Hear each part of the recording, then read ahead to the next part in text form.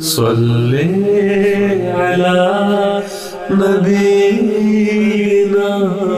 صلی علی محمد۔ مناقب مرتضوی حیات القلوب جلد 2 باب 49 میں ہے حضرت علی خدا ہیں اور محمد اس کے بندے ہیں، نعوذ باللہ من ذالک۔ کہا لا الہ الا اللہ چشتی رسول اللہ کہو۔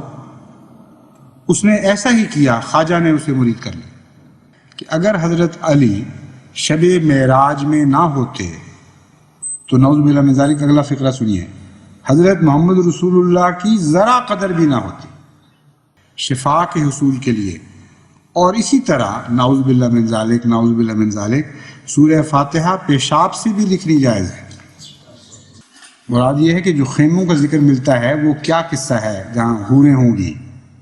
فرماتے ہیں دراصل یہ غیر مسلموں کی نابالغ بیٹیاں ہیں، چونکہ وہ جنت میں نہیں آ سکتی اس لیے جنت سے باہر باغات میں ان کے خیمے ہوں گے، اور جو نیک لوگ پاک بیویوں کے ساتھ رہ رہے ہوں گے ان کی خواہش ہوگی اوروں سے بھی وہ ملاقاتیں رکھیں اور شب باشیاں کریں، تو اللہ تعالیٰ ان کو اجازت فرمایا کرے گا کہ ان خیموں میں جو غیر مسلموں کی خوبصورت بیٹیاں ہیں جو اس وقت تک جوان ہو چکی ہوں گی جب قیامت آئے گی، ان کے ساتھ جا کر راتیں گزار کے پھر واپس اپنی بیویوں کے پاس آ جایا کریں۔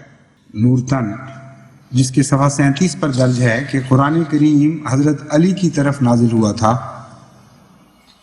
غلطی سے حضرت صلی اللہ علیہ وآلہ وسلم پر چلا گیا۔ اس کی تفصیلیں مختلف شیعہ کتب میں ملتی ہیں کہ کیسے گیا۔ بعض کہتے ہیں شکل ملتی تھی تو جبرائیل علیہ السلام کو دھوکہ لگ گیا، حضرت رسول کریم صلی اللہ علیہ وآلہ وسلم بیٹھے ہوئے تھے اور وہ حضرت علی سمجھ کر نازل کر گیا، بس ایک دفعہ غلطی ہو گئی تو پھر اب مجبوری تھی۔ بحث یہ چل رہی ہے اور اس بحث میں ان کو حیا نہیں آئی یہ باتیں اٹھاتے ہوئے کہ نعوذ باللہ من ذالک شیطان سے رسول کریم صلی اللہ علیہ وسلم کا علم زیادہ تھا یا کم تھا۔ تو کہتے ہیں حضرت علی نے فرمایا قسم ہے اس ذات کی جس نے آسمانوں کو بلا ستون ظاہری بلند فرمایا ہے، ان تمام ملائکہ میں سے کوئی بھی میری اجازت کے بغیر ایک دم کے لیے اپنی جگہ نہیں چھوڑ سکتا، اور یہی حال میرے فرزند حسن و حسین اور اس کے فرزندوں کا ہے۔ چنانچہ انہوں نے عبداللہ کی بجائے عبد الحارث نام رکھ دیا، یعنی پہلا شرک نعوذ باللہ من ذالک دنیا میں حضرت آدم علیہ السلام نے کیا۔ یہ ان کا نبیوں کا تصور ہے۔ اس میں لکھا ہے اصل قرآن مفقود ہے، موجود سے 10 پارے غائب ہیں، بعض آیات میں تحریف و تغیر ہے، اور ہمارا دعویٰ یہ ہے کہ ہمارا اسلام وہ ہے جو حضرت محمد مصطفیٰ صلی اللہ علیہ وآلہ وسلم کا اسلام تھا، ہمارا خدا وہ ہے جو حضرت محمد مصطفیٰ صلی اللہ علیہ وسلم کا خدا تھا، ہمارا ملائکہ کا تصور وہی ہے جو آن حضرت صلی اللہ علیہ وآلہ وسلم کو عطا فرمایا گیا، ہمارا قرآن حقیقی معنوں میں وہی ہے جو حضرت محمد مصطفیٰ صلی اللہ علیہ وآلہ وسلم کے قلب صافی پہ نازل ہوا، ہمارا جنت اور جہنم کا تصور وہی تصور ہے جو قرآن کریم پیش کرتا ہے اور جو سنت سے ثابت ہے۔ یہ ہے مراد جسے سمجھتے جانتے بوجھتے ہوئے بھی انہوں نے غلط رنگ میں پیش کرنے کی کوشش کی ہے۔ وہ تفصیل کیا ہے اختلافات کی؟ وہ تو اتنی زیادہ ہے کہ سینکڑوں صفحات پر مشتمل اقتباسات موجود ہیں، اور مجھے آج جمعے پہ آتے ہوئے دیر بھی اس لیے ہوئی کہ ایک ہفتے سے کوشش کر رہا ہوں کہ کسی طرح سمیٹوں مضمون کو اور اقتباسات میں سے کچھ چنوں اور اکثر کو چھوڑ دوں، لیکن اتنے زیادہ اقتباسات ہیں اس مضمون کو واضح کرنے کے لیے کہ دراصل تو یہ 8-10 خطبوں کا موضوع تھا جسے سمیٹ کر میں آج ایک خطبے میں بیان کرنے کی کوشش کروں گا۔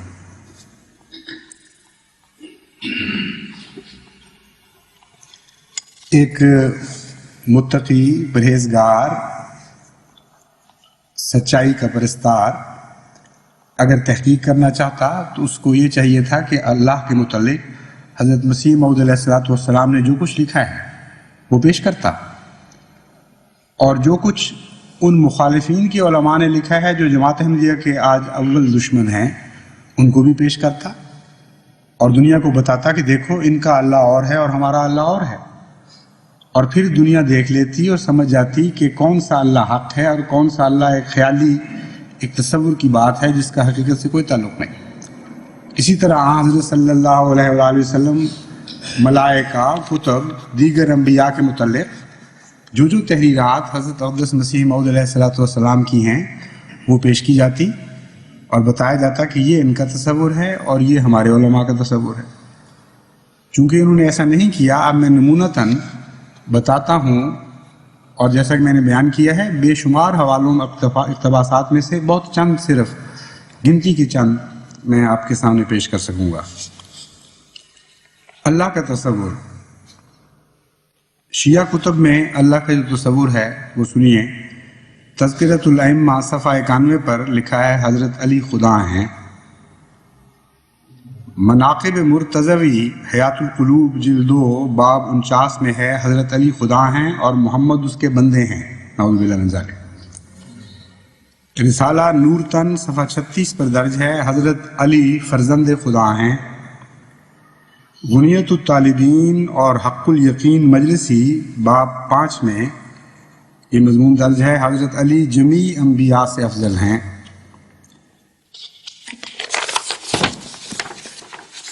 اور جہاں تک بریلوی عقائد کا تعلق ہے، ان کے نزدیک خدا وہ خدا ہے جس کی صفات اور جس کی قدرتیں اس کے زندہ بندوں میں ہی تقسیم نہیں ہوئی، ان بندوں میں بھی تقسیم ہیں جو مردہ ہو چکے، جو وفات یافتہ کہلاتے ہیں۔ ان کے مزاروں میں بھی خدا کی طاقتیں موجود ہیں اور وہ اس بارے میں اللہ کے شریک ہیں۔ چنانچہ ان تصورات کی بنا پر آج پاکستان جیسے ملک میں لاکھوں قبریں آپ کو ایسی ملیں گی جہاں مختلف رنگ کی جھنڈیاں لگی ہوں گی، یا بوسیدہ کپڑوں کی، جسے ٹاکیاں کہتے ہیں پنجابی میں، چیتڑے لٹکے ہوئے ہوں گے مختلف رنگوں کے، اور ہر قبر کی ایک تاثیر بیان کی جاتی ہے۔ کوئی نزلہ ٹھیک کرنے کی قبر، کوئی بچہ دینے کی قبر، کوئی لڑکی دینے کی قبر، کوئی لڑکا دینے کی قبر، کوئی سل سے نجات دینے کی قبر۔ ہر قسم کی مرادیں جو خدا تعالیٰ سے وابستہ ہوتی ہیں مومن کی، ہر قسم کی حاجات جو خدا کے سوا خدا کا بندہ کسی اور سے مانگنے کا تصور بھی نہیں کر سکتا، وہ صرف زندوں سے نہیں بلکہ مردوں سے مانگی جاتی ہیں اور اس کے شرعی جواز پیش کیے جاتے ہیں۔ احکام الشریعت حصہ 2 155 میں مولوی احمد رضا خان صاحب بریلوی فرماتے ہیں، اولیاء کرام کا مزارات سے تصرف کرنا بے شک حق ہے، کہ مزارات سے اپنی قبروں میں سے امور دنیا میں تصرفات کرنا اور کسی کو کچھ دینا اور کسی سے ہاتھ روک لینا، یہ سب برحق ہے۔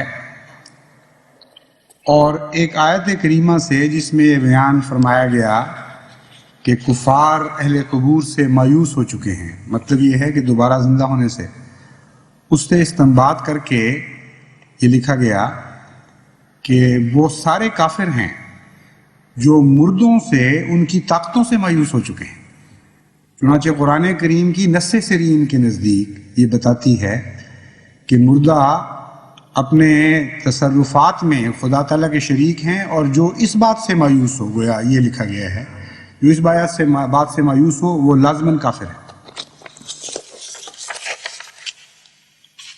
چنانچہ مواعظ نعیمہ میں یہ بھی لکھا،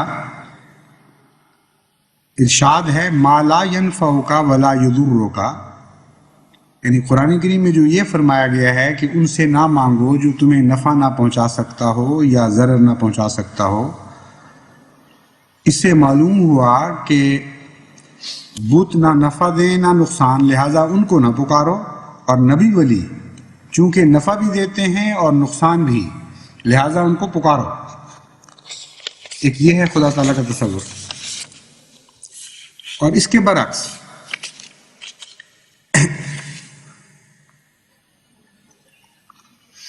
خدا تعالیٰ کے ایک بالکل برعکس تصور بھی ملتا ہے انہی علماء میں، اور یہ دونوں ان باتوں میں ہمیشہ جنگ و جدال کرتے رہتے ہیں۔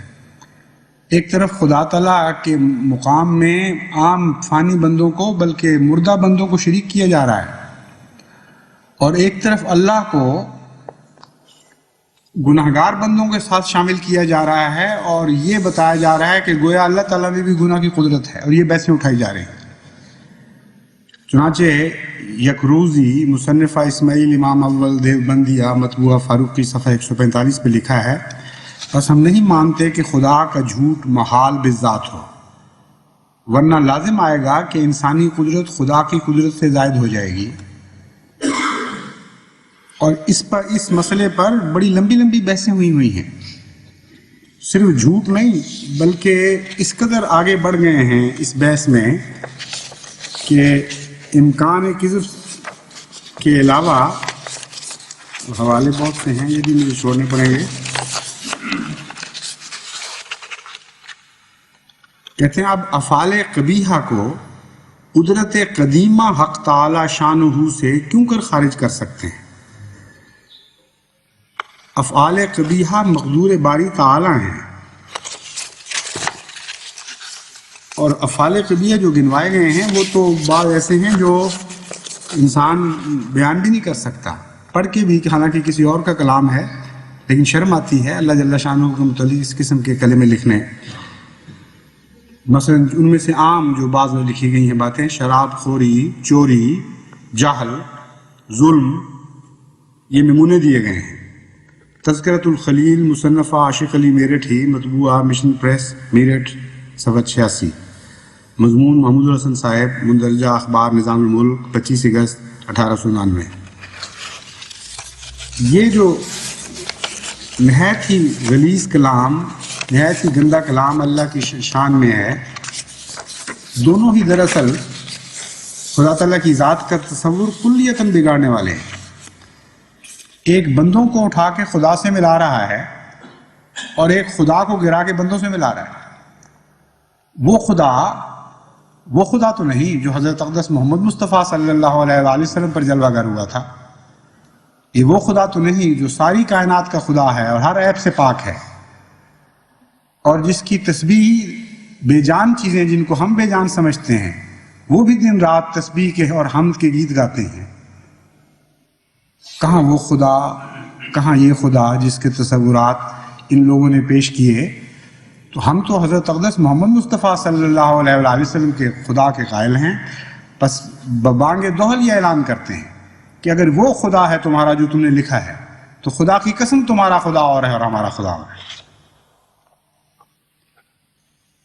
ایسے ایسے قصے بنائے ہیں پھر خدا تعالیٰ کی ذات کو اپنے بندوں کے سامنے مجبور کر دینے کے، اور خدا تعالیٰ کی صفات میں عام عاجز بندوں کو شریک کرنے کے، کہ عقل دنگ رہ جاتی ہے۔ حضرت سید عبد القادر صاحب جیلانی کے متعلق ایک لمبا قصہ ہے، گلدستہ کرامات صفحہ 22، 1277 1861 ہجری کا یہ چھپا ہوا ہے، 1861 عیسوی، مصنفہ عبد القادر غلام سرور صاحب۔ یہ بڑی مشہور کتاب ہے، بریلویوں کو بہت عزیز ہے یہ کتاب۔ اس میں ایک بڑھیا کا ذکر ہے کہ اس کا بیٹا جوان اکیلا تھا جو بارات میں دلہن لینے کے لیے جا رہا تھا، اور یا بارات لے کر آ رہا تھا واپس۔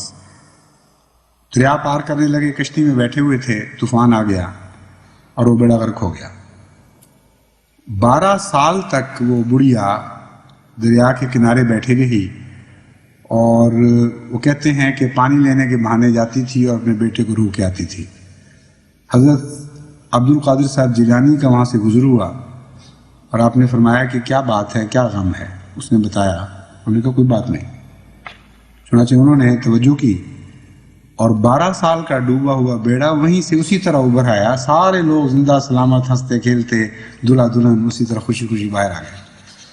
یہ ہے ان کا خدا کا تصور، اور کس طرح انسان خدائی میں شریک بلکہ اپنے زور اور اپنی قوت کے ساتھ 12 سال کے مرے ہوئوں کو دوبارہ زندہ کرنے پر اس کی مقدرت رکھتا ہے۔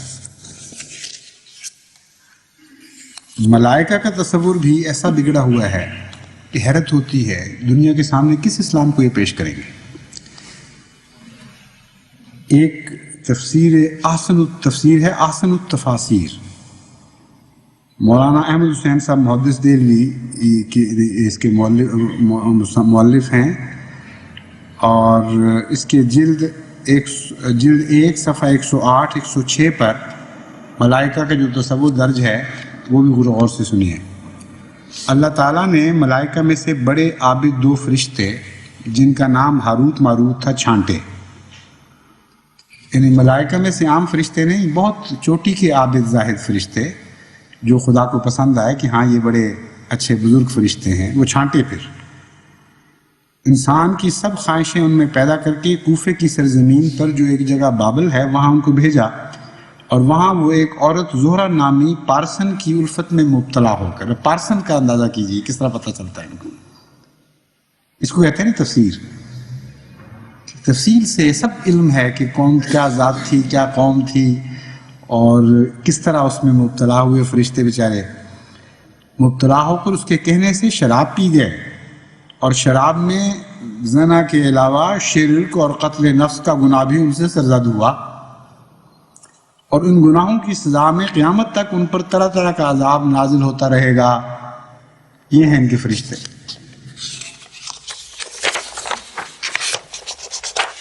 اور جہاں تک شیعہ کتب میں فرشتوں کا تصور ہے وہ سنیے، کہتے ہیں حضرت امام حسین کی تکلیف اور بے بسی کو دیکھ کر ملائکہ نے خدا تعالیٰ سے بصد اصرار عرض کیا کہ حضرت امام حسین کی مدد کرنے کی اجازت دی جائے۔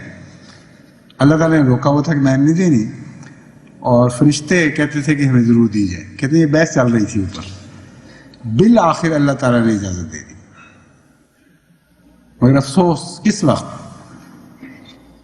جب فرشتے زمین پر جا پہنچے اس وقت حضرت امام حسین شہید ہو چکے تھے، ذرا لیٹ دی خدا نے اجازت، اور فرشتوں کو یا دیر لگ گئی پہنچنے میں۔ جو بھی یہ قصہ بیان کرنا چاہتے ہیں، کیا ان کا خدا کا تصور ہے، کیا فرشتوں کا تصور ہے، اور حملے کرتے ہیں حکم عدل کے اوپر۔ عبارتیں تو پڑھ کے دیکھیں اللہ حضرت مسیح موعود علیہ السلام کی، خدا کیا ہے اور فرشتے کیا ہیں اور کتابیں کیا ہیں اور انبیاء کیا ہیں۔ ان کا تصور تو پاسنگ کو بھی نہیں پہنچ سکتا ان تصورات کے جو قرآن اور سنت سے اخذ کر کے حضرت مسیح موعود علیہ السلام نے اپنی پاک زبان میں ہمارے سامنے پیش فرمایا۔ جلاء العیون باب پنجم فصل 15 صفحہ 498 540 سے یہ حوالہ لیا گیا تھا جو شیعہ فرشتہ تصور کے متعلق ہے۔ اسی طرح ان کے لکھتے ہیں کہ ایک فرشتہ نے حضرت علی رضی اللہ تعالیٰ عنہ سے کہا کہ السلام علیکہ یا وصی رسول اللہ و خلیفتہ، اور پھر اجازت مانگی کہ میں خضر سے ملاقات کر رہا ہوں اگر اجازت ہو تو کہتے ہیں کہ حضرت علی نے اجازت دے دی۔ اس پر حضرت سلمان فارسی پاس کھڑے تھے، انہوں نے کہا کہ کیا فرشتے بھی آپ کی اجازت کے بغیر مل نہیں سکتے کسی سے؟ تو کہتے ہیں حضرت علی نے فرمایا قسم ہے اس ذات کی جس نے آسمانوں کو بلا ستون ظاہری بلند فرمایا ہے، ان تمام ملائکہ میں سے کوئی بھی میری اجازت کے بغیر ایک دم کے لیے اپنی جگہ نہیں چھوڑ سکتا، اور یہی حال میرے فرزند حسن و حسین اور اس کے فرزندوں کا ہے۔ الحق مع علی در نجف کا رجب نمبر ہے، یہ رسالہ ہے در نجف ان کا، صفحہ 60 15 فروری 1980۔ اللہ تعالیٰ تو قرآن کریم میں یہ فرماتا ہے کہ میرے اذن کے بغیر وہ دم نہیں مارتے، جو کچھ میں کہتا ہوں وہی کرتے ہیں، اسے تجاوز نہیں کرتے۔ اور یہاں فرشتوں اور خدا دونوں کا تصور کو بگاڑ کر یہ اس شکل میں پیش کیا جا رہا ہے کہ اصل میں حضرت علی کے اذن کے بغیر وہ دم نہیں مار سکتے، فرشتوں کی حیثیت ہی کوئی نہیں ان کے مقابل پر۔ قرآن کریم کے متعلق کہا گیا تھا کہ یہ ان کا اور ہمارا اور۔ قرآن کریم کے متعلق ایک بات یہ بتاتا چلوں کہ حضرت اقدس مسیح موعود علیہ السلام نے قرآن کریم کے عشق میں جو کچھ لکھا ہے، نثر میں اور نظم میں، وہ آپ گزشتہ تمام بزرگوں کی عبارتیں اکٹھی کر لیں، حجم میں بھی وہ نہیں بنے گی۔ قرآن کریم کے عشق میں کوئی نظم نکال کے دکھائیں پرانے زمانے کی، بزرگ تو وہ تھے لیکن ایسا عشق میں دیوانہ ہو جانے والا کہ جی میں یہی ہے ہر دم تیرا صحیفہ چوموں، قرآن کے گرد گھوموں کعبہ میرا یہی ہے۔ یہ کلمات تو ایک عاشق صادق کے سوا کسی کے منہ سے نکل ہی نہیں سکتے۔ اور قرآن کریم کی جیسی خدمت حضرت اقدس مسیح موعود علیہ السلام نے فرمائی اور جس قسم کے مبینہ داغوں سے اسے پاک قرار دیا، وہ مبینہ داغ وہ تھے جو بدقسمتی سے خود مسلمان علماء کی طرف سے لگائے گئے تھے۔ مثلا نسخ کا عقیدہ ہے، قرآن کریم کا جو مرتبہ ہے شک سے بالا ہونے کا، اس پر سب سے بڑا حملہ یہ ہے کہ قرآن کریم میں نسخ موجود ہے۔ جب نسخ موجود ہو اور اختلاف کی گنجائش مل جائے علماء کو کہ کون سی آیت ناسخ اور کون سی منسوخ اور کتنی ناسخ اور کتنی منسوخ، تو سارے قرآن کریم کا اعتبار اٹھ جاتا ہے۔ حضرت مسیح موعود علیہ السلام وہ پہلے ہیں جنہوں نے فرمایا کہ ایک نقطہ بھی اس کتاب کا نہ نسخ ہوا نہ ہو سکتا ہے قیامت تک، ہمیشہ کے لیے اسی طرح یہ کامل کتاب حفاظت کے ساتھ جاری رہے گی اور اس میں کوئی تبدیلی نہیں۔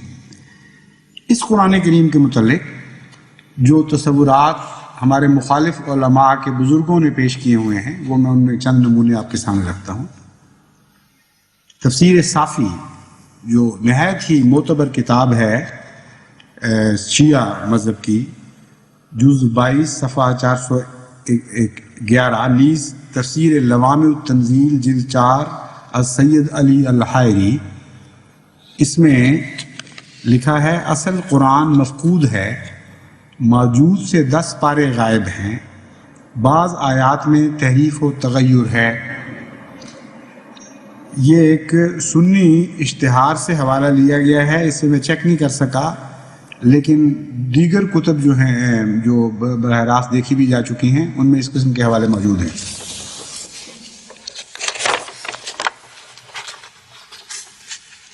اسی طرح لکھا ہے علامہ علی الحائری نے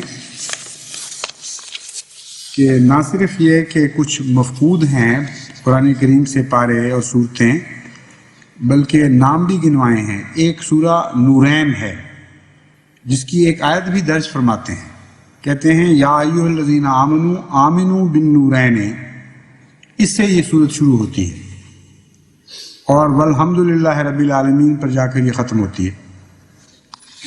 تفسیر لوامع التنزیل جز 14 صفحہ 15 تا 26۔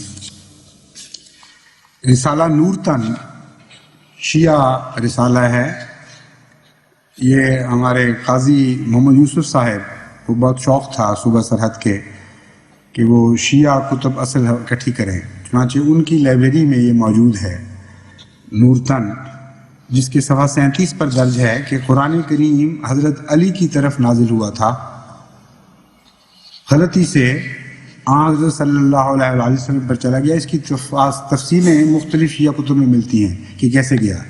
بعض کہتے ہیں شکل ملتی تھی تو جبرائیل علیہ السلام کو دھوکہ لگ گیا، حضرت رسول کریم صلی اللہ علیہ وسلم بیٹھے ہوئے تھے اور وہ حضرت علی سمجھ کر نازل کر گیا، بس ایک دفعہ غلطی ہو گئی تو پھر اب مجبوری تھی۔ اور قرآن کریم کی تفسیر پر جو ظلم کیے گئے ہیں، تفسیر کے ذریعے قرآن کریم پر جو مظالم توڑے گئے ہیں، وہ اتنے زیادہ ہیں کہ ان کا شمار ممکن نہیں۔ حضرت اقدس مسیح موعود علیہ السلام تشریف نہ لاتے تو اس قرآن کا تصور ہی نہیں باقی رہنے دینا تھا جو حضرت محمد مصطفیٰ صلی اللہ علیہ وسلم پر نازل ہوا تھا، جو نور ہی نور ہے۔ نور سے اندھیرے نکالنے کا جو کمال ان کو حاصل ہے، یہ بھی حد درجے کا کمال ہے۔ ایسی کامل کتاب جس کے متعلق خدا فرماتا ہے لا ریب فیہ، اس کتاب سے انہوں نے ریب اور منون نکالے اور بہت بہت ایسے ایسے اندھیروں کی باتیں تلاش کر کے اپنی دانست میں لے کے آئے ہیں کہ عقل دنگ رہ جاتی ہے۔ دنیا کا تصور جو قرآن سے یہ نکالتے ہیں نعوذ باللہ من ذالک، اگر یہی تصور دنیا کے سامنے پیش کیا جائے تو قرآن اور اسلام کے رسول اور قرآن اور اسلام کے خدا کو رد کرنے کے لیے یہی ایک عذر دنیا کے لیے کافی ہوگا۔ چنانچہ ایک عالم دین جو یہ دعویٰ رکھتے ہیں کہ میں بھی محقق ہوں، انہوں نے کل فی فلک یسبحون اللہ الذی رفع السماوات بغیر عمد ترونہا ان اللہ یمسک السماوات والارض ان تزولا وجعلنا فی الارض رواسیا ان تمید بکم وغیرہ وغیرہ آیات سے استدلال کرتے ہوئے لکھا ہے زمین کی گردش بھی ناممکن، اس لیے کہ پھر تو لازم آتا ہے کہ ہمیشہ انسانی رہائش کے رخ تبدیل ہوتے رہتے ہیں۔ اگر میرا مکان صبح جانب مغرب ہے تو شام جانب مشرق اور دوپہر کو کسی اور جانب، حالانکہ ہرگز ایسا نہیں ہوتا۔ اب یہ دلیل اور قرآن سے استنباط کہتے ہیں غرضی کے بہت جگہ باری تعالیٰ نے گردش زمین و آسمان کی تردید فرما کر موجودہ سائنسدانوں کی تردید فرمائی۔ سکون زمین و آسمان پر عقلی دلائل بھی بے شمار ہیں، مگر فرمان خداوندی کے ہوتے ہوئے ان کی ضرورت ہی نہیں، یعنی اپنی بے عقلی کو نعوذ باللہ من ذالک سارا خدا کی طرف منسوب کر دیا، چھٹی کر لی۔ پھر فرماتے ہیں میری تحقیق بھی یہی ہے، یعنی اللہ کی بھی یہی تحقیق ہے۔ کہتے ہیں میری تحقیق بھی یہی ہے کہ سوائے مقناطیس کے کسی چیز میں قوت کشش نہیں ہے۔ ایک نیوٹن کا دور تھا، ایک آئنسٹائن کا دور ہے، ایک یہ فتاوی نعیمیہ کے مصنف کا دور آیا ہے۔ کہتے ہیں کہ تحقیق یہ ہے کہ کشش ہے ہی نہیں کسی چیز میں۔ وَإِنَّ مِنْهُمَا لَمَا يَهْبِطُ مِنْ خَشْيَةِ اللَّهِ سے دلیل پکڑتے ہوئے اس آیت سے فرماتے ہیں اللہ کے خوف سے پتھر گرتے ہیں۔ معلوم ہوا کہ پتھر وغیرہ ہر چیز خود گرتی ہے، نہ کہ زمین کی کشش سے، کیونکہ اس دلالت النص میں خلائق کائنات نے یابتوں کا فائل پتھر کو قرار دیا، جبکہ سائنسدان کشش کو قرار دیتے ہیں۔ اور بھی بہت آیات و حدیث ہیں۔ اِنَّ لِلَّهِ وَإِنَّا إِلَيْهِ رَاجِعُونَ۔ اس خدا کو، اس قرآن کو تم تسلیم کرتے ہو، اس قرآن کو دنیا کے سامنے پیش کرو گے اور منواؤ گے دنیا سے۔ اتنا عظیم الشان احسان ہے حضرت مسیح موعود علیہ الصلوۃ والسلام کا، کس طرح اندھیروں سے اور متفرق چاروں سمت پھیلے ہوئے اندھیروں سے نکال کر ہمیں اس نور کی طرف واپس لے آئے جو حضرت محمد مصطفیٰ صلی اللہ علیہ وآلہ وسلم کے قلب صافی پہ نازل ہوا تھا۔ اور صرف موجودہ علماء کا حال نہیں ہے، بہت سے اندھیرے متفرق زمانوں کے، ان سب کے پردے انہوں نے روشن کے کلام اللہ کے اوپر ڈال دیے تھے۔ ان سب پردوں کو چاک کیا حضرت مسیح موعود علیہ الصلوۃ والسلام نے، اس نور کو بحال کیا اپنی اصل شکل میں جو تمام دنیا پہ غالب آنے کی مقدرت رکھتا ہے، مگر ان پردوں نے ظلم کیا ہوا ہے اس نور کے اوپر۔ ابن جریر مشہور مصنف ہیں، بڑے بزرگ انسان تھے، لیکن اپنے زمانے کی تاریکیوں سے پوری طرح متاثر ہوئے بغیر نہیں رہ سکے۔ چنانچہ انہوں نے لکھا ہے اپنی تفسیر میں، قاف، سورہ قاف کی تفسیر میں فرماتے ہیں اس زمین کے پرے ایک سمندر پیدا کیا ہے جو اس زمین کو گھیرے ہوئے ہے، اور اس کے پرے ایک پہاڑ ہے جسے قاف کہتے ہیں، اور سمائے دنیا اس پر قائم ہے۔ یعنی زمین کے چاروں طرف ایک سمندر ہے، سمندر سے پرے ایک پہاڑ ہے، وہ جو پہاڑ ہے اس کو قاف کہتے ہیں، اور اس قاف کے اوپر سمائے دنیا قائم ہے۔ پھر اس پہاڑ کے پیچھے اس زمین جیسی اور زمین ایک پیدا کی ہے، اور دوسرا آسمان اس پر قائم ہے۔ اس طرح 7 زمینیں اور 7 سمندر اور 7 پہاڑ ہیں، اور یہ خدا تعالیٰ کا قول ہے۔ تفسیر روح المعانی جز 26 صفحہ 171۔ یہ علامہ ابن جریر کی نہیں، علامہ علوسی کی تفسیر ہے، وہ ابن جریر کے حوالے سے یہ بات بیان کر رہا ہے۔ یعنی کتاب جو ہے وہ علامہ علوسی کی ہے، لیکن تفسیر کا حوالہ وہ ابن جریر کا دیتے ہیں۔ اور جہاں تک مودودی صاحب کا تعلق ہے، ان کی تفسیریں بھی بڑی دلچسپ ہیں۔ اس کا ایک نمونہ میں آپ کے سامنے رکھتا ہوں۔ پہلے تو یہ کہتے ہیں کہ قرآن مجید کی صورتوں میں اس قدر وسیع مضامین بیان ہوئے ہیں کہ ان کے لیے مضمون کے لحاظ سے جامع عنوانات تجویز نہیں کیے جا سکتے۔ اب یہ سوچنے والی بات ہے، بظاہر ایک چھوٹی سی بات کہہ دی ہے، لیکن وہ عنوانات کیا ہیں جو خدا نے تجویز فرمائے ہیں؟ کسی صورت کا نام بقرہ رکھا، کسی صورت کا نام یوسف رکھا، کسی کا نام محمد رکھا، کسی کا بے شمار نام ہے، المدثر وغیرہ. جتنے نام قرآن کی صورتوں کے ہیں وہ کیا حیثیت رکھتے ہیں مولانا مودودی کے نزدیک؟ اگر مضامین اتنے ہیں وسیع پھیلے ہوئے کہ کوئی جامع نام نہیں رکھا جا سکتا کسی صورت کا، تو قرآن کریم میں خدا تعالیٰ نے خود جو نام رکھے ہیں وہ سارے کے سارے غیر جامع ہیں اور غیر فصیح ہیں. اس قدر جاہلانہ بات ہے اور ایسا ظالمانہ حملہ ہے قرآن کریم کی فصاحت و بلاغت پر کہ حیرت ہوتی ہے. سمجھ نہیں سکتے مضمون کو، اصل میں عنوان کا تعلق مضمون سے خود دیکھ نہیں سکتے، اور اپنی کوتاہ بینی کو قرآن کریم اور خدا تعالیٰ کی طرف منسوب کر دیتے ہیں. اور تفسیر کا عالم دیکھیے جس پر ساری دنیا میں شور پڑا ہوا ہے کہ مولانا نے کمال کی تفاسیر لکھی ہیں. حور کی تشریح تفہیم القرآن جلد 4 تفسیر سورہ صافات حاشیہ 2829 اور تفسیر سورہ دخان حاشیہ 42 پر جو درج کی گئی ہے، لمبی عبارت ہے. خلاصہ اس کا یہ ہے کہ خیموں سے مراد غالباً اس طرح کے خیمے ہیں جیسے عمراء اور رؤسا کے لیے سیرگاہوں میں لگائے جاتے ہیں.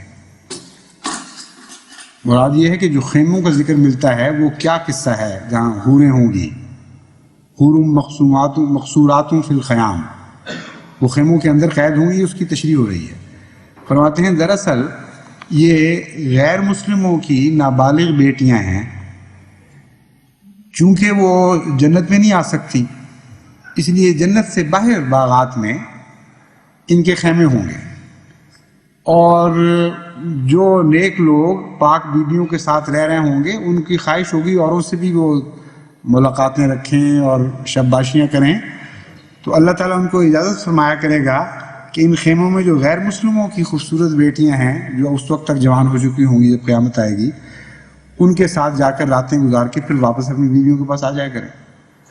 یہ ہے خلاصہ. تو دیکھیے تفہیم القرآن جلد 5 صفحہ 271 زیر آیت حور مقصورات فی الخیام.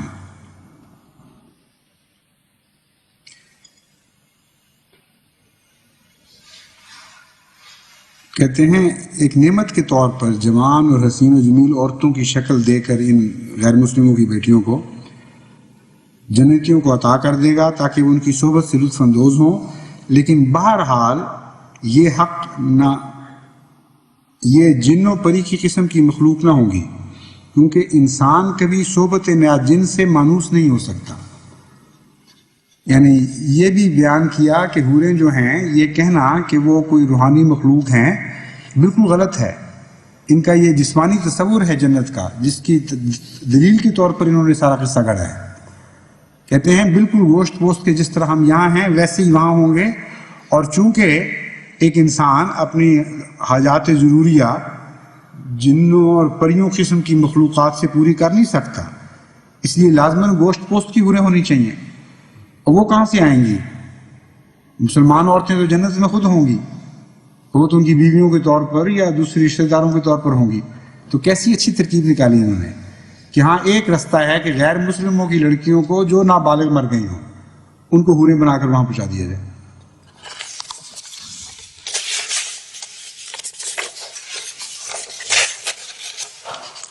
اور قرآن کریم کی عزت افزائی دیکھیے، حد ہے. ایسے ایسے گستاخانہ کلمات قرآن کریم کے متعلق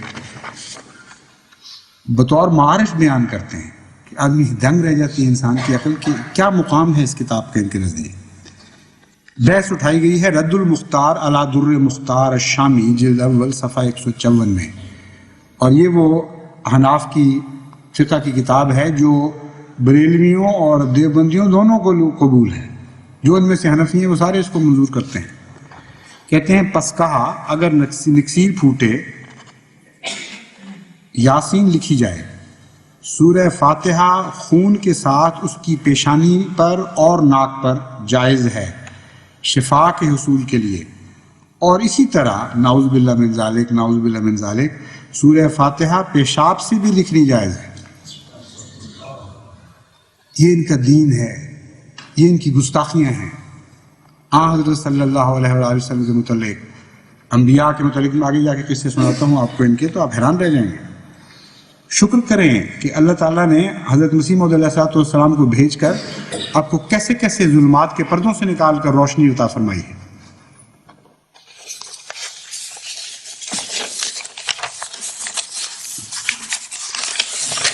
بے شمار حوالے ہیں، تو میں نے جیسا کہ بیان کیا تو حق ادا ہی نہیں ہو سکتا ایک خطبے میں، بلکہ کئی مہینے لگیں اگر ان کی ساری باتیں کھول کر بیان کی جائیں۔ عصمت انبیاء کا مضمون دیکھ لیجیے۔ جماعت احمدیہ کا جو عقیدہ ہے انبیاء کے متعلق، حضرت مسیح موعود علیہ السلام کی کتب میں متعدد جگہ بڑی کثرت کے ساتھ اور بڑی شان کے ساتھ عصمت انبیاء کا مضمون بیان ہوا ہے، اور اس کا خلاصہ حضرت مسلم موعود اپنی کتاب دعوت الامیر میں ایک صفحہ 149 پر جو درج کرتے ہیں، اس میں سے چند الفاظ سنیے۔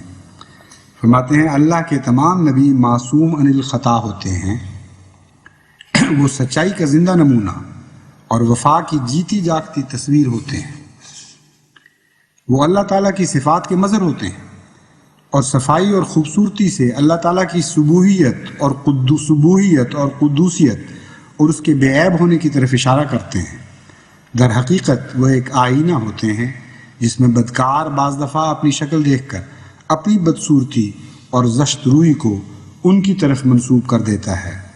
نہ آدم شریعت کا توڑنے والا تھا، نہ نوح گناہ گار تھا، نہ ابراہیم نے کبھی جھوٹ بولا، نہ یعقوب نے دھوکہ دیا، نہ یوسف نے بدی کا ارادہ کیا یا چوری کی یا فریب کیا، نہ موسیٰ نے ناحق کوئی خون کیا، نہ داؤد نے کسی کی بیوی ناحق چھینی، نہ سلیمان نے کسی مشرکہ کی محبت میں اپنے فرائض کو بھلایا یا گھوڑوں کی محبت میں نماز سے غفلت کی، نہ رسول کریم صلی اللہ علیہ وسلم نے کوئی چھوٹا یا بڑا گناہ کیا۔ آپ کی ذات تمام عیوب سے پاک تھی اور تمام گناہوں سے محفوظ و مصون۔ جو آپ کی عیب شماری کرتا ہے وہ خود اپنے گند کو ظاہر کرتا ہے۔ یہ تو ہے جماعت احمدیہ کا رسول، جماعت احمدیہ کا انبیاء کا تصور۔ کیسے ہم کہیں کہ یہ وہی ہے جو تمہارا ہے؟ کیوں ہم یہ نہ کہیں کہ ہمارا رسول اور تمہارا رسول اور ہے، ہمارے انبیاء اور تمہارے انبیاء اور ہیں؟ کیونکہ تم نے تو یہ باتیں نہیں لکھی، تم نے جو کچھ لکھا ہے وہ سنو۔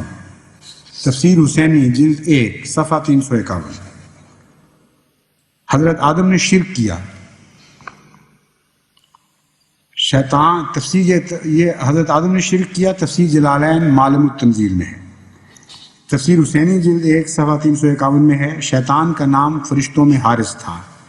شیطان نے حضرت آدم سے کہا کہ بیٹے کا نام عبد الحارث رکھو گے تو اس کی پیدائش سہل ہوگی، یعنی اس شرک کی تفصیل بیان کی ہے کہ کیسے شرک کیا۔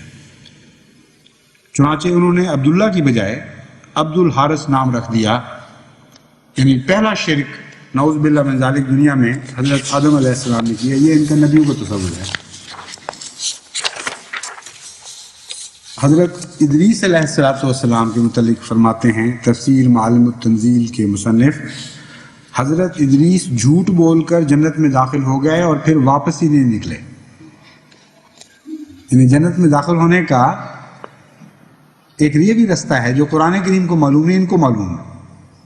قرآن کریم نے تو یہی بتایا کہ سچ کے رستے ہیں سارے، جس نے جنت میں جانا ہو وہ سچ کے رستوں سے آئے۔ اور یہ مفسر صاحب کو علم ہو گیا کہ نہیں، یہ ایک رستہ ایک نبی اللہ کو پتہ تھا، وہ جھوٹ کا رستہ تھا، چنانچہ جھوٹ کے رستے سے وہ جنت میں داخل ہو گئے۔ حضرت لوط علیہ السلام کا پاکیزگی اور اپنی بیٹیوں کے لیے غیرت کا تصور سنیے۔ تفسیر کشاف میں لکھا ہے، قیل ان کنتم تریدون قضاء الشہوۃ فیما احل اللہ دون ما حرما۔ لکھتے ہیں حضرت لوط نے اپنی بیٹیاں پیش کر دیں کہ اپنی شہوت پوری کر لو، کیونکہ یہ خدا نے جائز قرار دی ہیں جبکہ مرد حرام ہے۔ نعوذ باللہ من ذالک۔ خدا کا نبی جو شہوانی طاقتوں کے خلاف جہاد کرنے کے لیے آتے ہیں، جو پاکیزگیاں دینے کے لیے پاکیزیاں دنیا کو عطا کرنے کے لیے آتے ہیں، گندگیوں سے نکالنے آتے ہیں، غیرت کے اعلیٰ نمونے دکھاتے ہیں، ان سے زیادہ بغیرت انسان دنیا میں نہیں ہوا کرتے. ان سب چیزوں کے برعکس اللہ کا ایک نبی اپنی بیٹیاں پیش کر رہا ہے کہ یہ تمہارے لیے جائز ہیں، ان سے جو کچھ تم نے کرنا ہے کر لو، نعوذ باللہ من ذالک. اور قوم وہ جو مشتعل ہو کے گروہ در گروہ آئی ہوئی تھی، ان کے سامنے دو بیٹیاں ان درندوں کے سامنے ڈال رہا تھا خدا کا نبی. یہ ان کی تفسیر ہے.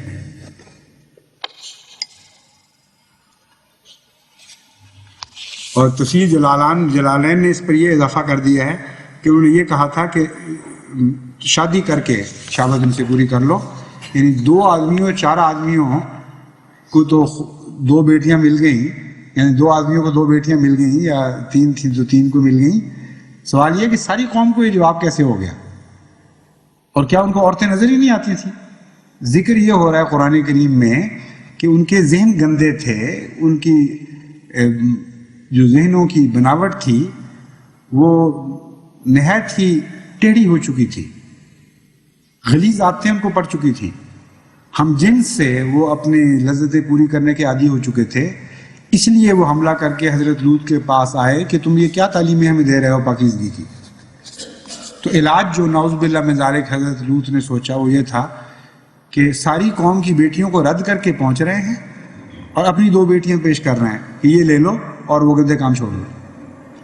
جہالت کی بھی حد ہے، ایک تو نبی اللہ پہ الزام اور پھر جہالت کا بھی ساتھ الزام. حضرت داؤد علیہ السلام خدا کے پاک نبی، عظیم الشان نبی ہیں. ان کی زبور پڑھ کے دیکھیں کیسے کیسے خدا کی محبت اور قدوسیت کے گیت گانے والے نبی ہیں یہ. اور قرآن کریم نے بڑے پیار اور محبت سے زبور کا ذکر فرمایا ہے.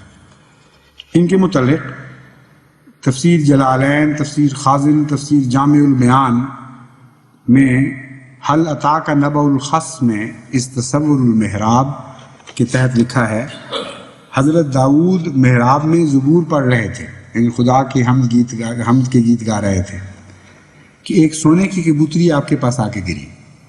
اب سونے کی کبوتری کس طرح چھوڑ سکتے تھے وہ سو؟ آپ اس کو پکڑنے لگے، وہ مڈیر پر چڑھ گئی، زبور ایک طرف رکھ دی ہے، خدا کے حمد کے گیت سب بھول جاتے ہیں. سونا نظر آ گیا نعوذ باللہ من ذالک اور اس کے پیچھے بھاگ گئے. حالانکہ اللہ تعالیٰ نے اتنی دولتیں عطا فرمائی تھی، اتنے سونے، اتنے جواہر، کہ داؤد اور سلیمان کو جتنی دولتیں عطا کی گئی ہیں اس سے بڑھ کر کوئی ذکر کسی نبی کو دولت دینے کا نہیں ملتا.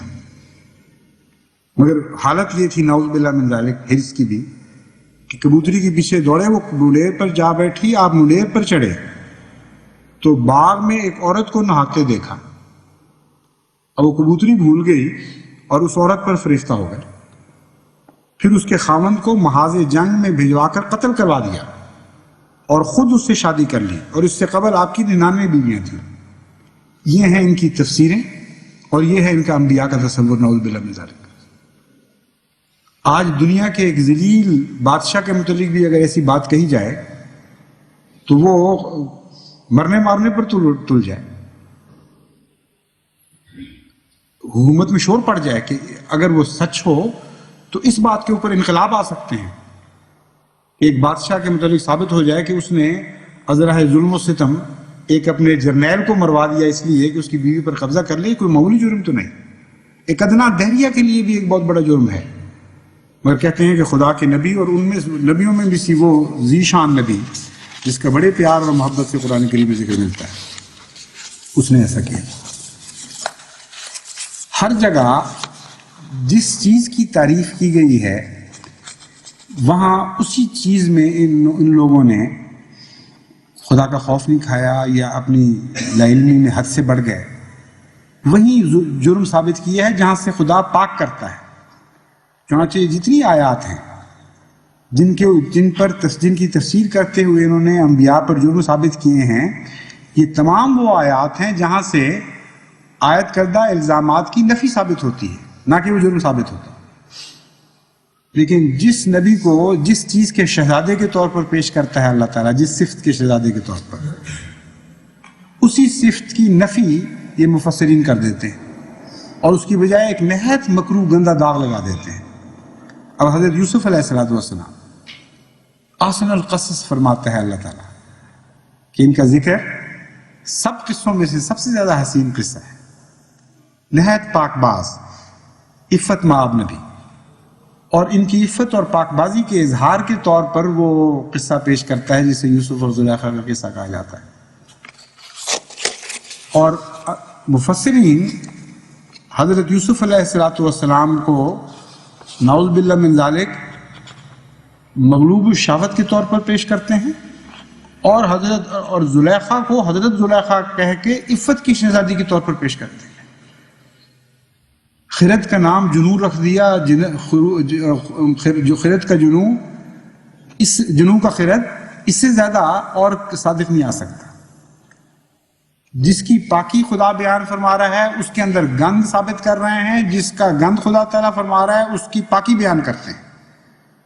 یہ قرآن ہے تمہارا، یہ تمہارا انبیاء کا تصور ہے. تو خدا کی قسم ہم مجرم ہیں اس بات کے کہ تمہارا قرآن اور ہے اور ہمارا قرآن اور ہے، تمہارے انبیاء اور ہیں اور ہمارے انبیاء اور ہیں. کوئی تعلق نہیں ان تصورات کا ان تصورات سے جو ہم رکھتے ہیں، جو مسیح موعود علیہ السلام نے ہمیں عطا فرمائے. حضرت یوسف کے متعلق تفسیر روح المعانی میں 20 سے زیادہ روایات درج ہیں، جن کا خلاصہ یہ ہے کہ حضرت یوسف علیہ السلام نے اس عورت سے زنا کا پکا ارادہ کر لیا. اور پھر کیا کیا ہوا، 20 صفحات پر پھیلی ہوئی روایات آپ پڑھیں تو آپ کے پسینے چھوٹ جائیں.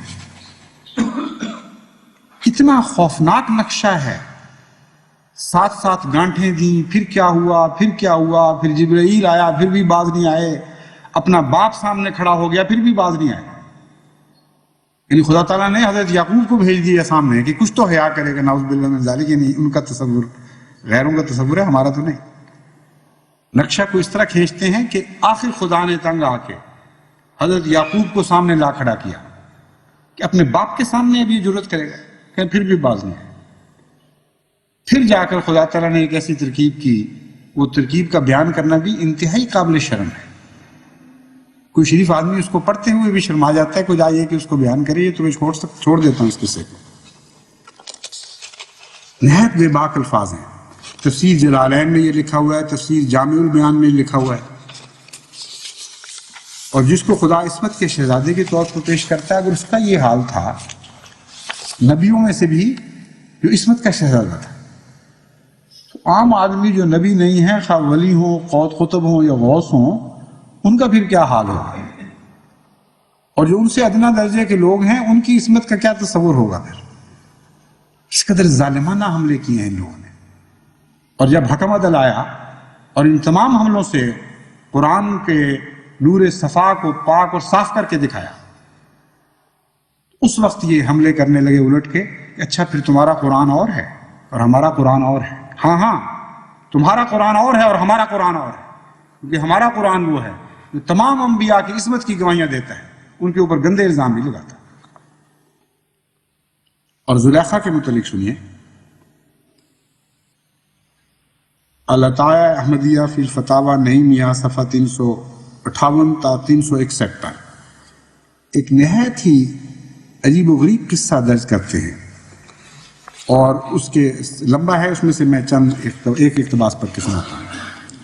فرماتے ہیں انصاف اور حقیقت، ایمان و دیانت کی نگاہ سے اگر دیکھا جائے تو یہ کہنا پڑتا ہے کہ حضرت زلیخا کی پاک دامنی کی مثل آج ہمارے معاشرے میں مفقود ہے. انا للہ. معاشرے کا کیا حال ہوگا اندازہ کر لیں. کہتے ہیں مفقود ہے کہ جس اللہ کی نیک بندی نے تمام عمر صبر و تحمل سے گزار دی اور دامن عصمت کو داغدار نہ ہونے دیا، اور باوجود دولت مند و حسینہ جمیلہ ہونے کے، جبکہ بوجہ زمانہ جاہلیت آزادی و بے پردگی بھی میسر تھی، ایک نامرد کے ساتھ سب جوانی گزاری. یہ بھی اپنی طرف سے قصہ بنا لیا کہ عزیز مصر گویا کہ نامرد تھے. کیسی کیسی جولانیاں دکھا رہے ہیں ان کے دماغ. ایک شادی شدہ عورت کو حصول نفسانیت و بد چلنی کی وہ تمام سہولتیں حاصل ہوتی ہیں جو بے نکاحی گھریلو پابند لڑکی کو میسر نہیں ہو سکتی. اور جتنا بے نکاحی گھر کی مستورہ عورت کو بدنامی کا خطرہ ہوتا ہے اتنا شادی شدہ کو نہیں ہوتا. ایسی آزاد فضا کی پرورش یافتہ عورت کا اپنی چادر عصمت کو تار تار نہ ہونے دینا ولایت کاملہ اور فضل ربانی نہیں تو اور کیا ہے؟ یعنی زلیخا کا ذکر قرآن میں پڑھ لیں اور پھر یہ عبارت کو پڑھیں آپ، حیرت ہوتی ہے دماغ کس قسم کے ہیں. یہ تو تجزیہ ہونا چاہیے باقاعدہ. ہو سکتا ہے کہ اس زمانے کے سائنسدان پھر یہ غور کریں کہ بناوٹیں کیا تھیں دماغوں کی. یہی نہیں، آگے سنیے قصہ تو حد ہی کر دی ہے آگے جا کے. مگر آفرین ہے اے نبی کی پاک دامن بیوی زلیخا. حضرت یوسف سے شادی بھی کرا دی. پھر کہتے ہیں آفرین ہے اے نبی کی پاک دامن بیوی زلیخا تیری اس عظمت و ہمت پر کہ جب حجلہ عروسی میں تقرب یوسفی کا حصول ہوتا ہے تو زیور عصمت کے ساتھ ساتھ سرمایہ ازارت و بکارت سے بھی مزین ہے.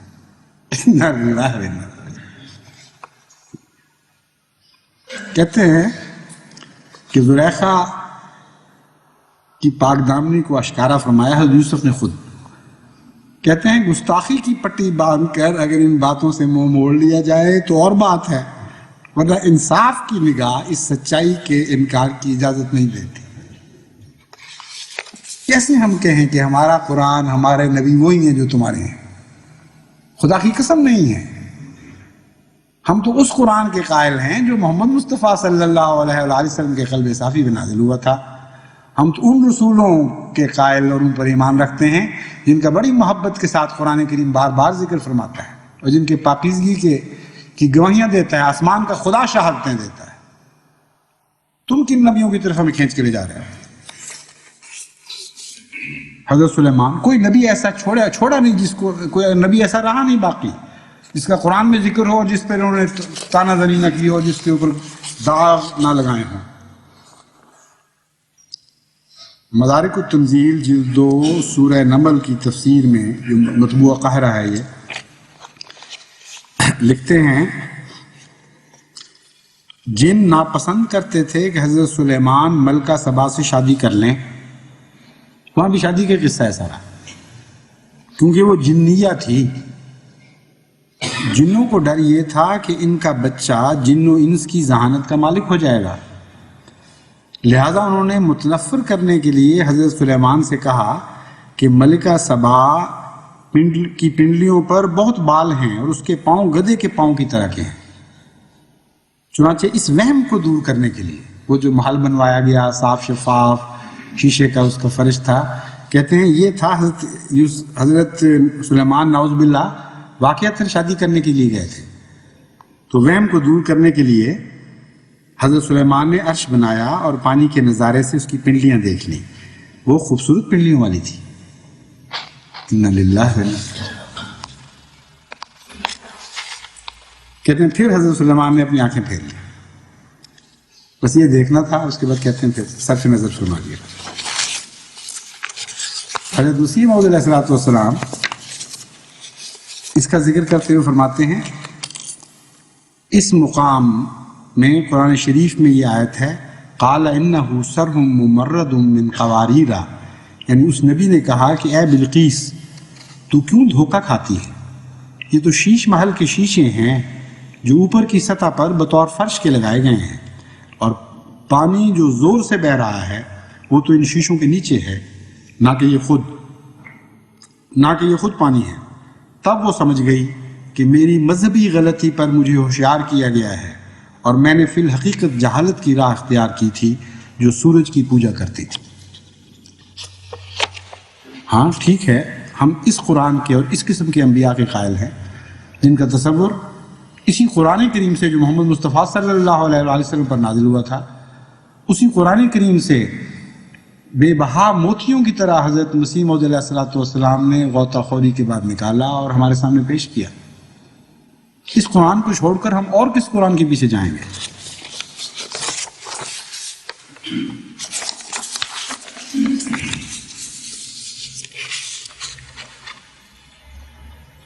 اور حضرت سلیمان کے متعلق ایک یہ بھی قصہ لکھا ہے کہ حضرت سلیمان کی انگوٹھی شیطان نے لے کر پھینک دی، آپ کی بادشاہت جاتی رہی. کوئی ذکر اشارہ بھی قرآن کریم میں نہیں کہ بادشاہت جاتی رہی. یہ ذکر ملتا ہے کہ یہ دعا کی تھی کہ ایسی بادشاہت عطا فرما کہ اس کی کوئی نظیر نہ ہو پھر کبھی. وہ شیطان جس کا نام آصف تھا آپ کے تخت پر بیٹھ گیا، نعوذ باللہ من ذالک.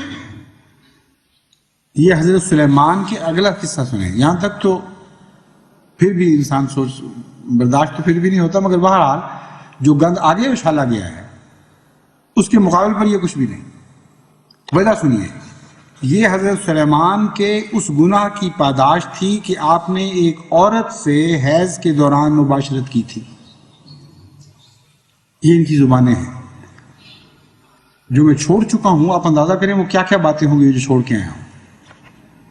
تفسیر روح المعانی سورہ سعاد زیر آیت ھذا وَلَقَدْ فَتَنَّا سُلَيْمَانَ وَأَلْقَيْنَا عَلَىٰ كُرْسِيِّهِ جَسَدًا.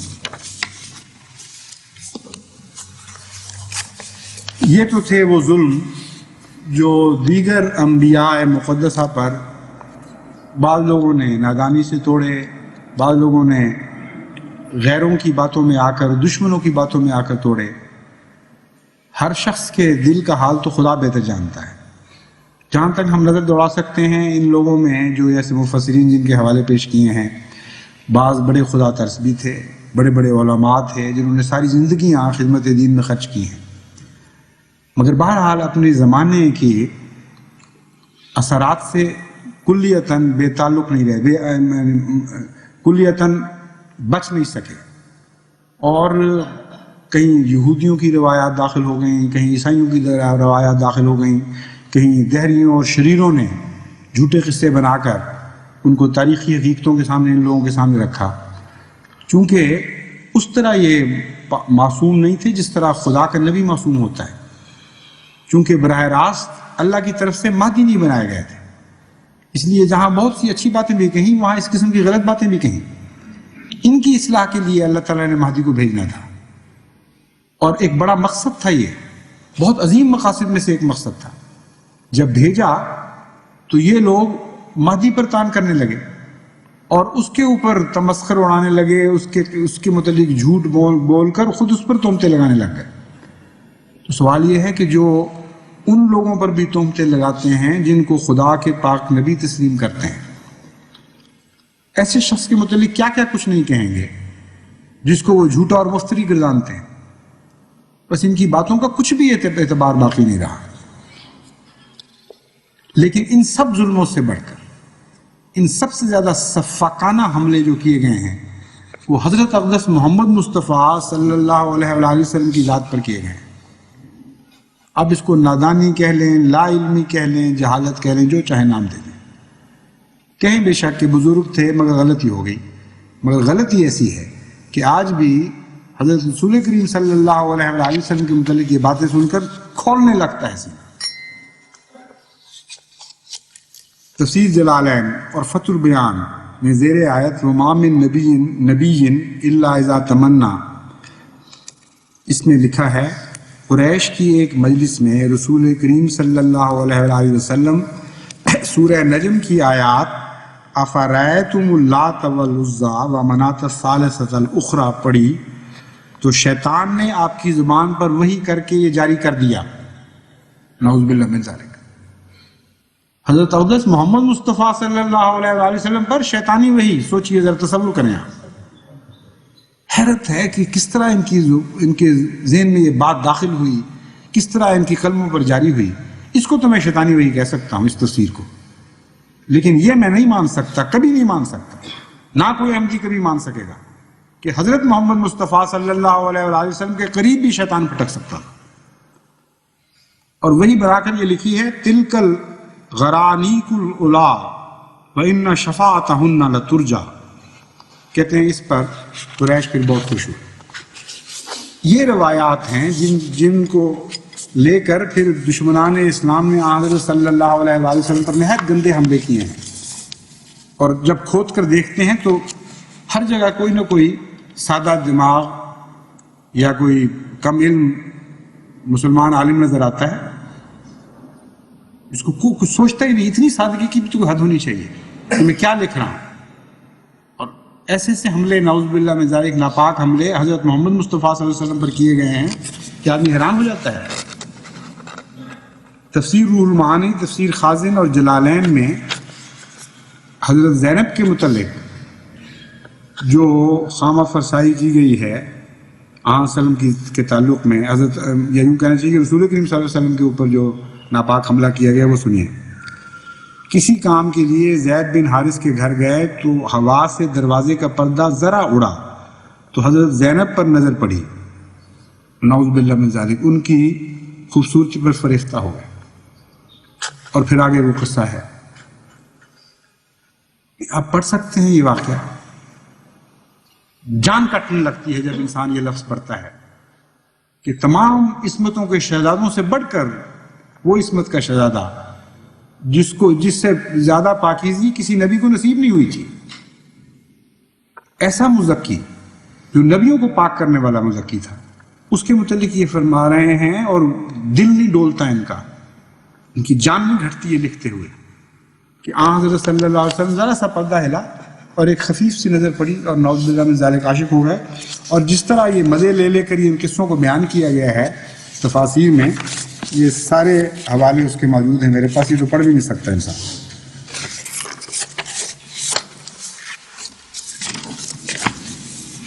اور حضرت صلی اللہ علیہ وآلہ وسلم جس طرح خدا تعالیٰ کا شریک ٹھہرایا گیا ہے، حضرت صلی اللہ علیہ وآلہ وسلم کا بھی شریک ٹھہرایا گیا ہے، بلکہ آپ سے آگے بڑھا دیا گیا ہے بعض کو۔ حضرت علی کے متعلق یہ لکھا ہے جلاء العیون مجلسی از خلافت شیخین صفحہ 17، اس پر لکھا ہے کہ اگر حضرت علی شب معراج میں نہ ہوتے تو نعوذ باللہ من ذالک، اگلا فقرہ سنیے، حضرت محمد رسول اللہ کی ذرا قدر بھی نہ ہوتی۔ یعنی شب معراج میں اصل ملاقات حضرت علی کی تھی، یہ تو ساتھ لگے ہوئے تھے، اگر نعوذ باللہ من ذالک حضرت علی نہ اگر حضرت علی نہ ہوتے تو نعوذ باللہ من ذالک رسول کریم صلی اللہ علیہ وآلہ وسلم کی شب معراج میں ذرا بھی قدر نہ ہوتی۔ اول تو تھے ہی نہیں، یہ بھی قصہ سارا اپنے تصور سے گھڑ لیا، کوئی وجود ہی نہیں تھا حضرت علی کا وہاں، کسی فرشتے کو مجال نہیں تھی۔ حضرت صلی اللہ علیہ وآلہ وسلم کے سوا اس مقام قرب کو تک کبھی پہنچا ہی کوئی نہیں، نہ پہنچ سکتا ہے کبھی، جس مقام قرب کا اظہار واقعہ معراج میں بیان فرمایا گیا ہے۔ لیکن ایک فرضی بات گھڑی اور پھر ایک گستاخانہ جملہ کہا اور ان کا دل نہیں ڈولا۔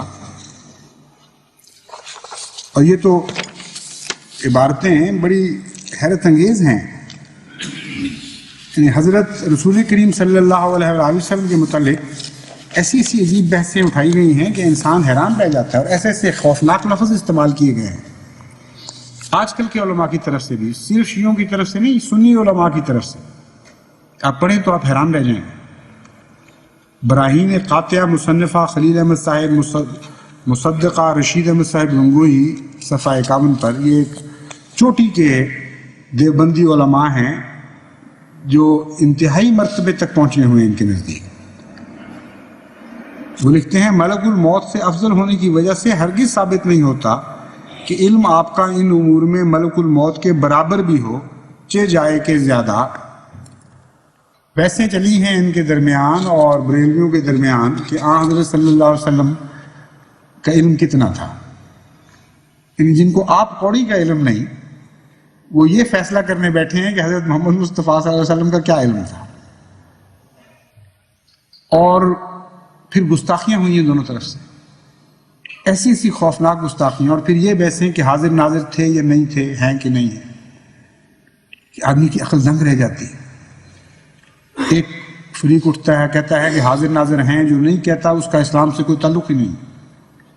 دوسرا فریق جواب دیتا ہے کہ اچھا اگر حاضر ناظر ہیں تو پھر جب آپ اپنی بیویوں سے خلا کرتے ہیں، اختلاط کرتے ہیں، تو کیا رسول کریم صلی اللہ علیہ وسلم موجود ہوتے ہیں؟ جواباً دوسرا فریق کہتا ہے کہ ہاں موجود ہوتے ہیں، مگر حیا کی وجہ سے آنکھیں نیچی کر لیتے ہیں۔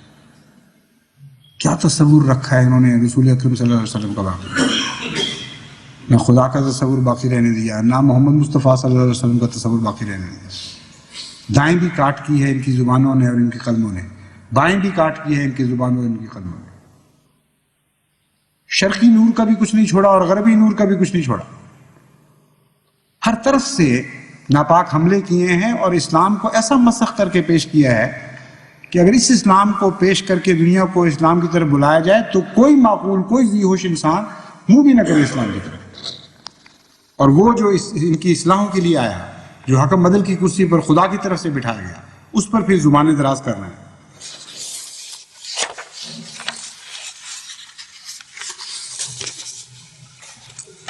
اور ایک عبارت ہے مصنف خلیل احمد صاحبینی کی، صدر مدرس دیوبندیہ سہارنپور، امام چہارم دیوبندی مذہب، مصدقہ رشید احمد صاحب گنگوہی، اس میں تو لکھتے ہیں کہ غور کرنا چاہیے کہ شیطان ملکوت الموت کا حال دیکھ کر علم محیط زمین کا فخر عالم کو خلاف نصوص قطعیہ کے بلا دلیل محض قیاس فاسدہ سے ثابت کرنا شرک نہیں تو کون سا ایمان کا حصہ ہے؟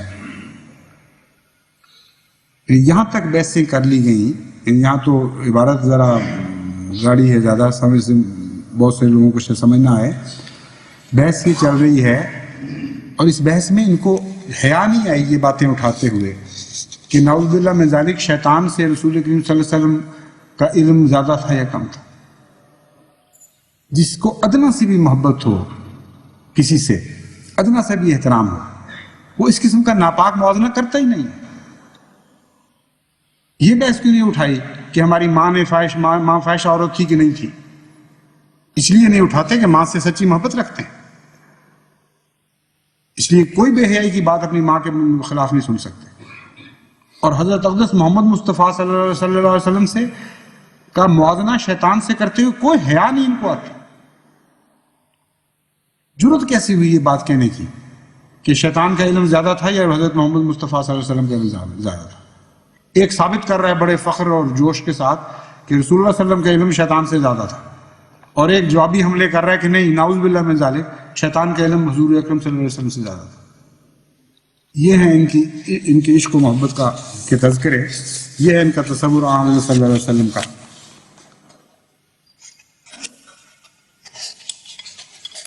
اور پھر گستاخی کی زبان رکتی ہی نہیں ہے کہیں جا کے۔ کہتے ہیں آپ کی ذات مقدسہ پر علم غیب کا حکم کیا جانا اگر بقول زید صحیح ہو تو دریافت طلب امر یہ ہے کہ اس غیب سے مراد بعض غیب ہے یا کل غیب؟ اگر بعض علوم غیبیہ مراد ہیں تو اس میں حضور کی ہی کیا تخصیص ہے؟ اگر بعض امور غیبیہ مراد ہیں تو اس میں حضور ہی کی کیا تخصیص ہے؟ ایسا علم غیب تو زید، امر، بلکہ ہر صبی و مجنون، بلکہ جمی حیوانات و بہائم کے لیے بھی حاصل ہے۔ حفظ الایمان، مصنف اشرف علی تھانوی، مطبوعہ دیوبند، صفحات۔ دلیل دو بے شک، ایک غلط فاسد عقیدہ ہے، اس کو غلط ثابت کرو، مگر گستاخی تو نہ کرو اس دوران۔ حضرت صلی اللہ علیہ وآلہ وسلم کا مقابلہ اپنے آپ کو سچا دکھانے کے لیے، اپنے آپ کو دشمن کے اوپر غالب دکھانے کے لیے، حضرت صلی اللہ علیہ وآلہ وسلم کا موازنہ سبھی مجنون جمی حیوانات کرتے ہوئے بھی ان کو لرزہ طاری نہیں ہوتا، حیا نہیں آتی۔ اور جہاں تک ان لوگوں کا تعلق ہے، انہی لوگوں کا جو بریلویوں پر زبانیں کھولتے ہیں بڑی بڑی کہ وہ مشرک تھے، انہوں نے حضرت صلی اللہ علیہ وسلم کے مقام کو بڑھا دیا اور غیروں کو خدا کے ساتھ شریک کر لیا۔ دو قسم کے شرکوں کے حملے کرتے ہیں، ایک شرک فی النبوہ اور ایک شرک فی الوہیت، کہ وہ الوہیت میں بھی شریک ٹھہرا دیتے ہیں اور حضرت صلی اللہ علیہ وآلہ وسلم کے تقدس میں بھی غیر اولیاء کو شریک ٹھہراتے ہیں۔ یہ حملے کیے جاتے ہیں، اور خود جو موحد بنتے ہیں، ایک طرف حضرت صلی اللہ علیہ وآلہ وسلم سے اس قدر گستاخی کا سلوک، اور دوسری طرف اپنے علماء کے متعلق کیا کیا لکھتے ہیں یا کیا تصور رکھتے ہیں وہ سنیے۔ مولانا رشید احمد صاحب گنگوہی کی وفات پر شیخ الہند مولانا محمود حسن صاحب نے مرثیہ لکھا، اور اس مرثیے میں لکھتے ہیں: زبان پر اہل ہوا کی ہے کیوں اول و حبل شاید، اٹھا عالم سے کوئی بانی اسلام کا ثانی۔ نعوذ باللہ من ذالک۔ یعنی رشید احمد صاحب گنگوہی بانی اسلام کے ثانی ہیں، اس لیے مقابلے کے لیے اول و حبل کی آوازیں بلند ہو رہی ہیں۔ کہتے ہیں خدا ان کا مربی، وہ مربی تھے خلائق کے، میرے مولا میرے ہادی تھے بے شک شیخ ربانی پھرے تھے کعبہ میں بھی پوچھتے گنگو کا رستہ، جو رکھتے اپنے سینوں میں تھے ذوق و شوق عرفانی. یہ ان کا عرفان ہے. یعنی مولانا رشید گنگوئی صاحب تو حضرت محمد مصطفیٰ صلی اللہ علیہ وسلم کے ثانی ہو گئے، اور گنگو کعبے کا ثانی نہیں بلکہ کعبہ اس کی راہ دکھانے والا بن گیا. کعبہ تو اس کی اردل میں آ جاتا ہے، وہاں پہنچ کر تمنا پوری نہیں ہوئی ان کی. وہ جو حرص تھی ایک مقدس مقام کو دیکھنے کی، کہتے ہیں وہ آرزو نہ پوری ہوئی. اور ہم پوچھتے پھرتے تھے کہ کعبے تو آگے ہیں، گنگو کا رستہ تو دکھاؤ، گنگو کس طرف ہے؟ یعنی اس سے اگلا مقام ہے کعبہ سے بھی گویا تقدس کا. اور پھر یہاں آ کر بھی تسلی نہیں ہوتی تو تربتوں کی پوجا کا الزام لگانے والے یہ دیوبندی اپنے مولویوں کی تربت کو کس نظر سے دیکھتے ہیں وہ بھی سن لیجیے. فرماتے ہیں تمہاری تربت انور کو دے کر طور سے تشبیہ کہوں ہوں بار بار ارے نہیں میری دیکھی بھی نادانی. اب میری دیکھی بھی نادانی میں تو کوئی عذر نہیں، کیونکہ اس کا ایک اور مفہوم بھی ہے. جیسے غالب نے کہا ہے یوسف اس کو کہوں، یوسف اس کو لکھوں اور کچھ نہ کہے خیر ہوئی، گر بگڑ بیٹھے تو میں لائق تعزیر بھی تھا. یہ بھی نادانی ایک ہو سکتی ہے کہ یہ کہہ کر میں نے ہتک کر دی ہے اپنے امام کی کہ تمہاری تربت کہاں کہاں تو، لیکن یہ معنی نہ صحیح. پھر بھی نادانی کی گنجائش کوئی نہیں رہتی. نادانی ایک دفعہ ہو گئی، دو دفعہ ہوئی، یہ تو کہتے ہیں کہوں ہوں بار بار ارے نہیں میری دیکھی بھی نادانی. یہ تو نادانی نہیں، یہ تو خطا ہے. اور ایسی بڑی خطا کہ ایک مولوی صاحب کی تربت کو طور سے تشبیہ دے رہے ہیں، اور ارے نہیں خدا کو مخاطب کر کے جو موسیٰ نے کہا تھا وہ اس تربت کو مخاطب کر کے کہہ رہے ہیں ارے نہیں مجھے اپنا جلوہ دکھا. اور ابھی یہ موحدین ہیں.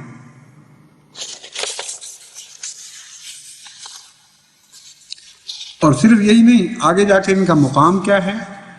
تذکرہ حسن بحوالہ ماہنامہ تجلی دیوبند و ماہنامہ نوری کرن بریلی فروری 1963 میں لکھا ہے آج نماز جمعہ پر خبر جانکاہ سن کر دل حزین پر بے حد چوٹ لگی کہ رحمت للعالمین دنیا سے سفر آخرت فرما گئے. اب کوئی گنجائش باقی رکھی ہے انہوں نے. مولانا رشید احمد صاحب گنگوئی رحمۃ اللہ علیہ، اور پھر تفصیلات بیان کی ہیں. کہتے ہیں آپ کا قدم مبارک، اصدق الرؤیا صفحہ 5 پہ لکھا ہے آپ کا قدم مبارک اور رنگت اور چہرہ شریف اعلیٰ اور تن شریف حضرت مولانا اشرف علی جیسا تھا. یعنی حضرت صلی اللہ علیہ وآلہ وسلم کا ان جیسا تھا. یہ ہے خواب. ہم اس پر حملہ نہیں کرتے خواب پر، کیونکہ خواب پر حملہ کرنے کی تو کوئی اجازت نہیں، مگر اس لیے میں یہ بیان کر رہا ہوں کہ جب کوئی احمدی خواب دیکھتا ہے تو اس پر یہ حملہ کرتے ہیں، کہتے ہیں گستاخی ہو گئی یہاں حضرت صلی اللہ علیہ وسلم کی. تو جن کا یہ عقیدہ ہو کہ خواب میں بھی کسی اور کی مشابہت دینا رسول کریم صلی اللہ علیہ وسلم کو گستاخی ہے، تو لازماً ثابت ہوا کہ یہ گستاخی کی زبان کھول رہے ہیں. ہمارا تو یہ عقیدہ نہیں ہے. خواب کا تو مناظر ہی اور ہوتے ہیں، اس کی تو تعبیریں کی جاتی ہیں، اس لیے کبھی کسی صورت میں انسان دیکھ لے، کبھی کسی صورت میں دیکھ لے. یہ بہرحال ضرور ہے کہ شیطان کو اجازت نہیں کہ حضرت صلی اللہ علیہ وآلہ وسلم کا تمثل اختیار کر سکے. لیکن یہ عقیدہ رکھنے والے جو کہتے ہیں خواب میں بھی اگر کسی اور کی شکل میں دیکھو تو گستاخی ہوگی، وہ یہ بیان کرتے ہیں. اور پھر بار بار ذکر ہے، ایک جگہ نہیں، صفحہ 5 پر بھی ذکر ہے، پھر صفحہ 25 پر حضور اب یعنی خواب نہیں، خواب کی تعبیر بھی گویا بیان ہو رہی ہے. حضور صلی اللہ علیہ وسلم ہمارے مولانا تھانوی کی شکل میں، پھر کہتے ہیں شکل ایسی ہی ہے جیسے ہمارے مولانا تھانوی کی. رسول اللہ صلی اللہ علیہ وسلم کو تھانوی صاحب سے ملا رہے ہیں، یہ نہیں کہ تھانوی صاحب کو رسول اللہ صلی اللہ علیہ وسلم سے ملا رہے ہیں.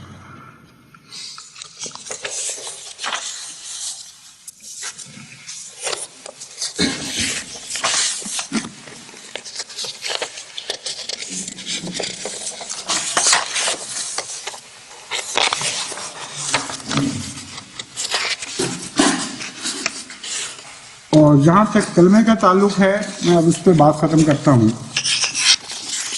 الزام ہم پر لگاتے رہے ہمیشہ، جھوٹے الزام، جو خود ہی آخر ثابت کر دیا کہ سراسر جھوٹ تھا، بہتان تھا، کوئی بھی اس میں حقیقت نہیں تھی کہ جماعت احمدیہ کا کلمہ اور ہے اور حضرت رسول اکرم صلی اللہ علیہ وآلہ وسلم نے جو کلمہ ہمیں سکھایا وہ اور تھا.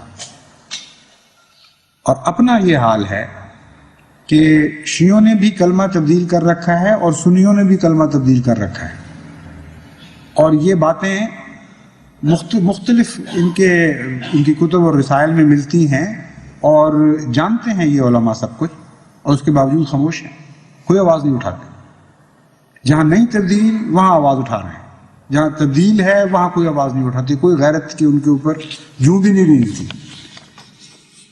خواجہ معین الدین چشتی قدس سرہ کے متعلق حسنات العارفین صفحہ 34 پر لکھا ہے، ایک شخص نے خواجہ سے کہا، یہ خواب نہیں ہے، واقعہ لکھا ہے، ایک شخص نے خواجہ سے کہا میں چاہتا ہوں کہ مرید ہو جاؤں. کہا لا الہ الا اللہ چشتی رسول اللہ کہو. اس نے ایسا ہی کیا، خواجہ نے اسے مرید کر لیا. اب یہ حضرت خواجہ معین الدین کی بھی بڑی سخت گستاخی اور ہتک ہے، ان کے اوپر بھی بڑا ظالمانہ الزام ہے. یہ ہو ہی نہیں سکتا کہ حضرت خواجہ معین الدین سب چشتی جیسے بزرگ اہل اللہ اور اپنے وقت کے مجدد وہ ایسی بات کہیں. لیکن جو انبیاء کو نہیں چھوڑتے بد زبانیوں سے اور جھوٹے افسانے گھڑ کر تہمتیں گھڑنے سے، انہوں نے اپنے پیروں اور فقیروں کو کیسے چھوڑنا ہے؟ یہ وہ قوم ہے جن سے ہمیں واسطہ پڑا ہوا ہے. عجیب حال ہے ہمارا بھی. اللہ معاف فرمائے ہمارے گناہوں کو. یہ تھوڑی سی ذات کا حق تو نہیں بنتا کہ ان علماء سے واسطہ پڑا ہو کسی قوم کو، اور دن رات ان سے وہ مجاہدے میں مصروف ہوں اور ان کی جہالتوں کے پردوں کو چاک کر کے دنیا کو روشنی کی طرف بلانے کی کوشش کر رہے ہیں. میں تو سمجھتا ہوں، مجھے یعنی میرا ایمان ہے کہ اتنا بڑا مجاہدہ ہے جماعت احمدیہ کا کہ اس مجاہدے کے نتیجے میں سینکڑوں سال کے مجاہدے جو عام انسانوں کے انفرادی ہوتے ہیں ان کا بھی وہ مقام نہیں ہو سکتا. بڑی عظمت کا مقام ہے، اور قرآن کریم اسی لیے اس کو واضح فرماتا ہے کہ تمہارا غیروں سے کیسے مقابلہ میں کروں گا. تم تو وہ لوگ ہو جب قدم اٹھاتے ہو تو ان لوگوں کی غیظ کی نظریں تم پر پڑتی ہیں. یہ ضرورتوں کی طرف لے جانے والے لوگ ہیں، تم نور کی طرف بلانے والے لوگ، تم سے کیسا مقابلہ؟ بس دکھ تو بہت ہیں، مگر خدا کا شکر بھی بہت کرنے کا مقام ہے. کیسا عظیم الشان مہدی تھا وہ، جس نے ان سارے ظلمتوں کے پردے چاک کر کے ہمیں نور کی طرف بلایا، اور اس نور کو دوبارہ روشن کر کے سورج اور چاند سے بڑھ کر روشن کر کے دکھا دیا، جو حضرت اقدس محمد مصطفیٰ صلی اللہ علیہ وآلہ وسلم اور کلام الہی کا نور تھا.